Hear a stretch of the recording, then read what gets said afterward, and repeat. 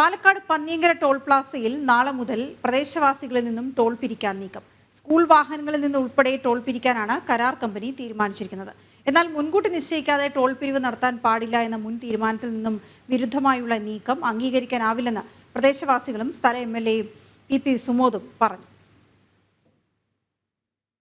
Palakkad Panniyankara toll പ്ലാസയിൽ നാളെ മുതൽ പ്രദേശവാസികളിൽ നിന്നും ടോൾ പിരിക്കാനാണ് കരാർ കമ്പനിയുടെ തീരുമാനം.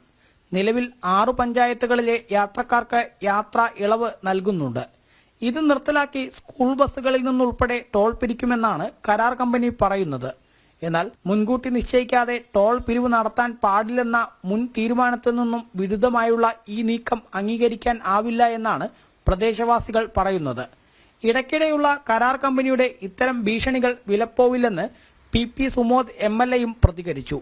പന്നിയങ്കരയിൽ ഡിസംബർ 5-ാം തീയതി മുതൽ പ്രാദേശികമായ വാഹനങ്ങൾക്ക് ടോള് പിരിക്കും എന്ന തീരുമാനം ഏകപക്ഷീയമായി കരാർ കമ്പനി ഇപ്പോൾ അറിയിച്ചിരിക്കുകയാണ്. കഴിഞ്ഞ കുറച്ച് മാസങ്ങളായി ഇവിടെ ഇത്തരം പ്രശ്നങ്ങളില്ല. പ്രദേശവാസികൾക്ക് അവരുടെ ID പ്രൂഫോ അതല്ലെങ്കിൽ RC ബുക്കിൻ്റെ കോപ്പിയോ കാണിച്ചാൽ സൗജന്യമായി അങ്ങോട്ടും ഇങ്ങോട്ടേക്കും യാത്ര ചെയ്യാൻ ആവശ്യമായ സാഹചര്യമുണ്ട്.